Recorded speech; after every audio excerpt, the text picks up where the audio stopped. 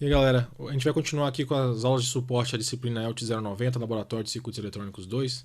E hoje a gente vai continuar na finalização dessa discussão sobre o projeto do amplificador que a gente está fazendo, falando sobre banda passante, né? E para isso eu vou usar essa representação mais simplificada do nosso amplificador, onde a parte principal dele eu estou representando como um amplificador operacional. Esse é o nosso amplificador de áudio, né? E com o que a gente fez até o momento, a gente já tem definido qual que é a banda passante do nosso amplificador operacional que constitui o amplificador de áudio que a gente está construindo, né? Uma coisa que a gente sabe, né, independentemente do valor, né, que a gente efetivamente consegue encontrar, é que o ganho diferencial desse amplificador varia, né, com a frequência. Então ele vai ter um ganho bem grande aqui, né, em DC, e a partir de uma determinada frequência ele começa a cair, né? Então essa aqui seria a banda passante em malha aberta, né? Como a gente está com o circuito em malha fechada, o que a gente vai encontrar é um ganho em malha fechada aqui menor, né, que é aproximadamente 1 sobre beta, onde beta é o ganho de realimentação, né? Então, pensando no amplificador operacional em si, se eu considerar o efeito do divisor de tensão na entrada do meu circuito, esse valor aqui é um pouquinho diferente, né? Mas que seja. E existe também, né, um comportamento em frequência para esse sistema em malha fechada, e aqui a gente tem a banda passante em malha fechada, né, que é bem maior. A questão é que para o nosso sistema de áudio, por definição da proposta desse projeto, eu quero ter uma banda passante, né, do meu circuito que me garanta que entre 20 Hz e 20 kHz, que é a banda audível, né, eu tenha o meu circuito com esse ganho de 10, que efetivamente tem no nosso circuito, mas sem distorção de fase. O que isso quer dizer? Isso quer dizer que eu não quero que a fase dos meus sinais nas frequências limítrofes aqui de 20 Hz e 20 kHz tenha um deslocamento significativo, ou seja, eu quero que elas sejam o mais próximo possível de 0 graus. Isso faz com que o amplificador basicamente não modifique as formas de onda dentro da banda de áudio, né? Agora, fazendo uma consideração simplificada, pensando que os elementos que eu vou usar para construir essa banda passante são elementos de primeira ordem, né? E a gente sabe que nos elementos de primeira ordem o deslocamento de fase começa com uma variação de uma década em relação à frequência de corte, né? Isso significa que a minha banda passante real, né, aquela que eu vou ter que implementar no meu circuito, ela tem que variar de 2 Hz, ou seja, uma década abaixo do limite inferior, a 200 kHz, ou seja, uma década acima do limite superior da minha banda de áudio. Então, eu tenho que projetar o meu amplificador para ter essa banda passante. Beleza? Agora, o que eu tenho efetivamente até agora é uma banda passante como essa. Significa que ela amplifica de 0 Hz até uma frequência bem elevada, que deve estar na ordem aí de uns 10 MHz, né, variando de acordo com o projeto que cada aluno fez. Obviamente, isso atende ao projeto? Atende. Né? Eu vou amplificar a banda de áudio inteira, mas eu estou muito além da banda de áudio. Então, o problema é que eu vou amplificar sinais de eventuais offsets também muito, e vou amplificar ruídos muito grandes também, né? Uma banda bem acima dos 200 kHz, né? Então, nesse caso, é interessante a gente incluir uma estrutura que vai limitar essa banda passante, né, dentro desses valores que eu comentei.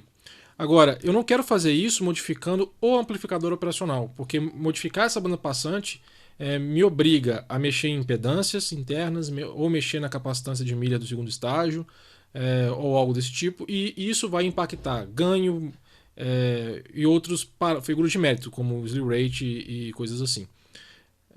E eu não quero fazer isso. Então eu vou pensar numa solução como se eu estivesse usando efetivamente um amplificador operacional no meu circuito. O que eu quero dizer com isso? Quando você vai montar um filtro, por exemplo, né, uma banda passante limitada assim, nada mais é do que um filtro passa-faixas. Quando você vai montar um filtro ativo, você compra um amplificador operacional que tem uma característica de frequência específica dele, e você limita a banda passante do seu filtro usando elementos externos, como capacitores, né?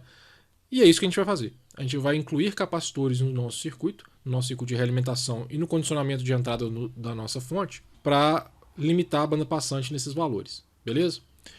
Eu não vou ficar discutindo aqui muitas topologias, porque não quero fazer um filtro muito complexo. Então o que a gente vai montar é o seguinte. Então nossa topologia é essa aqui. Percebam que eu coloquei um capacitor em série com a nossa fonte de sinal e um capacitor shunt aqui já na entrada do nosso amplificador operacional.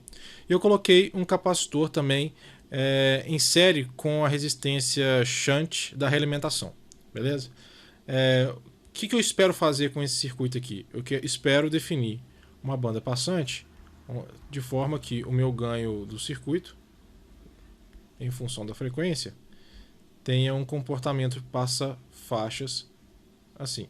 Sendo que cada um desses limites da banda passante, né, então a frequência superior e a frequência inferior, são definidas por um circuito de primeira ordem. Mais ou menos, né, de primeira ordem. Então esse aqui é o meu ganho da banda passante, né, que para esse circuito aqui já está projetado em torno de 10. Beleza? O que eu posso observar aqui?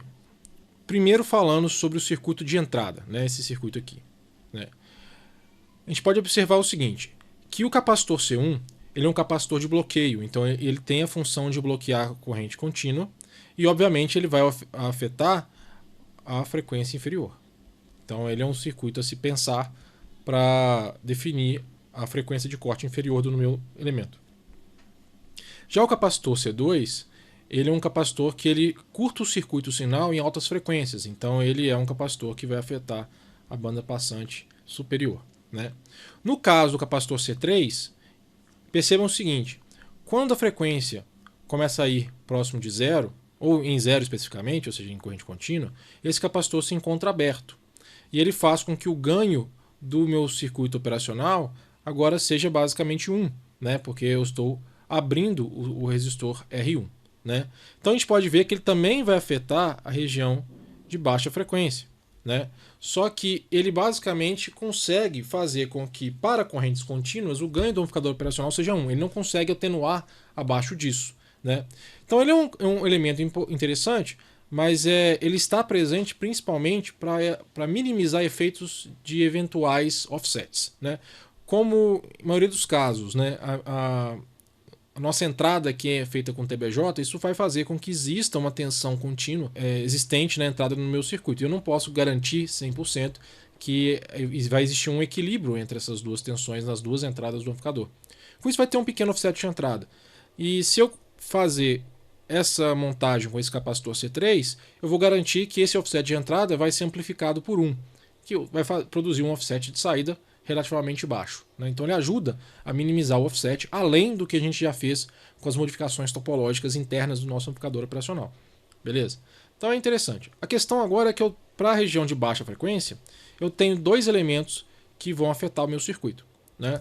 O que eu posso fazer então para projetar esses capacitores e me fornecer a frequência que eu quero? Né? Que no final das contas é 2π vezes 2 Hz. Essa é a frequência inferior que eu quero alcançar. E eu quero uma frequência superior de 2π vezes 200 kHz. Né? Bom, eu posso lançar a mão para a região de baixa frequência do método das constantes de tempo, né, que a gente já usou lá na teoria, que vai nos dar o seguinte. Então, para a região de baixa frequência, a gente pode eliminar o capacitor C2, a gente tem esse circuito, e a gente pode fazer uma análise olhando para cada capacitor e tentando enxergar qual que é a resistência equivalente que ele enxerga. Né? No caso do capacitor C1, né, o que ela está enxergando basicamente é isso aqui.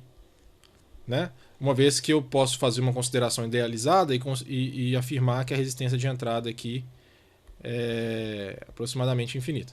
Né? A gente sabe até quanto que é o valor dela efetivamente, mas é muito maior do que os valores de resistores que eu estou usando. Então, para simplificar, eu posso assumir ela infinita. Ou seja, o que eu vou enxergar aqui, a resistência equivalente RC1 é R1 mais R2, né? Ou seja, 470 mais 4K7, isso vai nos dar um valor de 5K17, ou seja, 5,17 kΩ. Né? Já o C3, o que ele está enxergando? Né?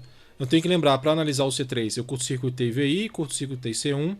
Isso vai fazer com que a tensão de entrada do meu circuito aqui na entrada não inversora seja zero, né? Fazendo com que a tensão neste nó da inversora também seja zero, né? E aí, neste caso, o C3 está enxergando só, né, um RC3 igual a R1. Entenderam o processo? Então significa o seguinte, de novo, né? Se eu aterrar VI e curto-circuitar C1, a tensão nesse nó é de 0 volts. Para o curto-circuito virtual, a tensão neste nó é 0 volts. Então, a única coisa que o capacitor C3 está enxergando é R1. E aí, ômega-L nada mais é do que aproximadamente, né, 1 sobre C1 RC1 mais 1 sobre C3 RC3. Beleza? E aí vocês podem fazer a conta do jeito que vocês quiserem, né? Vocês podem, por exemplo, definir que esse cara aqui vai representar 80% ou 90%, que seja, né, desse valor, e esse aqui vai representar os outros 20%. Vocês podem, cada um representar 50%, ou seja, vocês podem distribuir isso do jeito que vocês quiserem, né? O custo é que esse capacitor C3 aqui, como ele está enxergando uma resistência muito baixinha, R1 é 470 ohms, né? Ele normalmente demanda uma capacitância mais elevada, né? Então, dependendo dessa distribuição, vocês vão encontrar um valor de capacitância elevado. Mas aí é só brincar com essas proporções que sai tranquilo. Bom, para a frequência de corte superior, o circuito é mais simples, porque agora a gente só tem o C2 para levar em consideração. Com isso, né, a resistência equivalente que esse capacitor está enxergando acontece quando a gente aterra o sinal de entrada, e a gente pode ver que ela é basicamente R2 em paralelo com R1. E aí, né, a frequência de corte superior ela vai ser aproximadamente 1 sobre C2 RC2. Né? Então é um cálculo bem rápido para essa frequência. Então é isso, gente. Para a gente definir o nosso circuito, basicamente são essas duas coisas, né? Calcular o capacitor C1, C2 e o C3. O C3 normalmente é um capacitor mais elevado, então é interessante fazer aquela mescla da distribuição da frequência de corte inferior para a gente achar um valor melhor para ele. O C1 também vai dar um valor eletrolítico, né? Normalmente, até é interessante comentar, né? Vamos voltar aqui. O C1, como ele é um eletrolítico, vocês vão encontrar muita implementação que é basicamente isso. Em vez de usar um capacitor eletrolítico só, usa dois em antissérie. O pessoal usa isso aqui para melhorar um pouco a linearidade dele. No caso do C3, a implementação também, ele vai ser eletrolítico também, né? A implementação normalmente é feita dessa forma, só que para evitar que, caso hajam frequências muito baixas aqui, e isso gere uma tensão alternada sobre ele muito grande, é comum vocês encontrarem ele dessa forma, né, com um diodo em antiparalelo.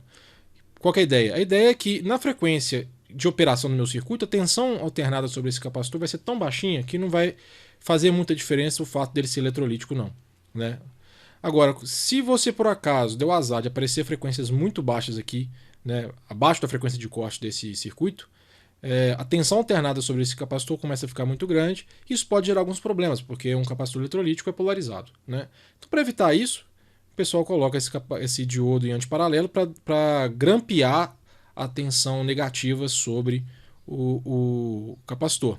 Isso obviamente gera distorção, mas numa região onde você não está interessado muito pela qualidade do áudio, porque não tem áudio ali, né?